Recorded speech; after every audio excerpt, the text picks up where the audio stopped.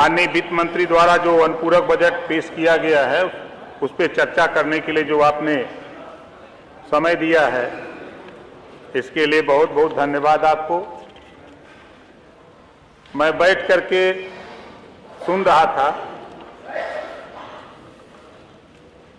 विपक्ष के लोगों का तमाम आरोप इस बजट पे है, लेकिन जिस बात की चर्चा विपक्ष के साथी कर रहे हैं पीडीए,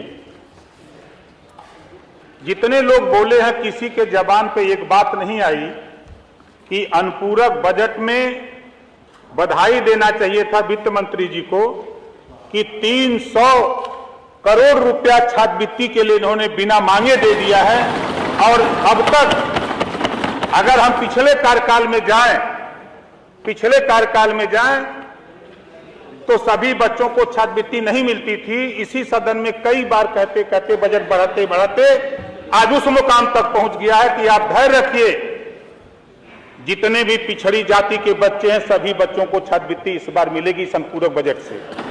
पहली बार इस लड़ाई को मैं बहुत लंबे समय से, आप लोग कभी इस पे चर्चा नहीं करते, नाम तो करते हैं पीडीए का, बीमारी जरा देखिए।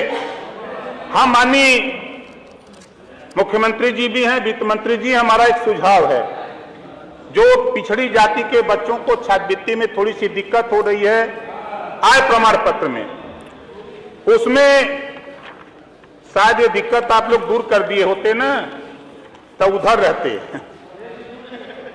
लेकिन नहीं। अब देखिए ये सब नहीं, सुनो बात सुनो भाई, आप लोग जरा धैर्य से सुना करो, जानकारी हासिल करो।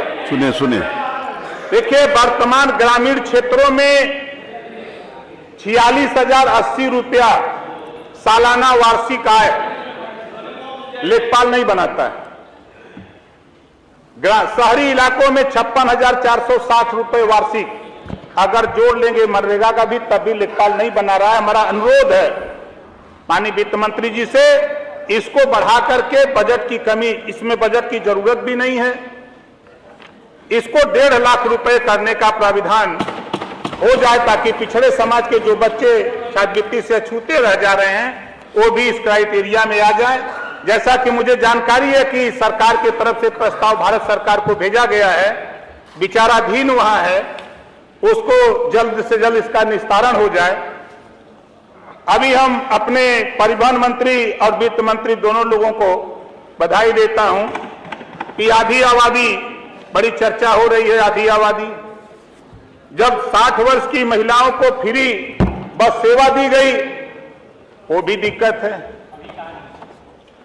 भाई। अनुपूरक बजट में आया नहीं तब तक फ्री कर दिया वर्मा जी, आप भी वित्त मंत्री रहे हैं, बोल जाते हैं असल में इधर गोल में आ गए हैं हम आपके सामने हैं, आपको पता नहीं है, आप लोग न अखबार पढ़ते हैं न टीवी देखते हैं तो आपको पता क्या होगा। शायद आप लोगों को ये पता नहीं है कि अगर हम बोलेंगे तो आपको बुरा लगेगा। हम गठबंधन करते हैं तो हम दल बदलू कहते हैं। अब 8 बार आपकी पार्टी ने गठबंधन किया तो आप दल बदलू नहीं कहोगे, आप नहीं कहोगे, हमको कहोगे इस नाते कि हम कमजोर है भाई, हम कमजोर में हैं।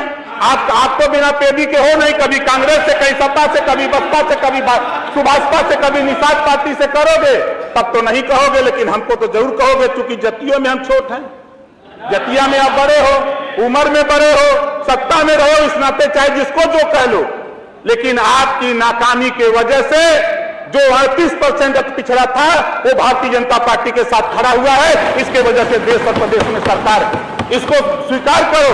आज इस पीडीए की चर्चा हो रही है, आप कर रहे हो, क्यों कर रहे हो? सत्ता थी तब तो पीडीए नहीं याद आया, तब जातिवार जनगणना याद नहीं आई, अब आज याद आ रहा है सब कुछ।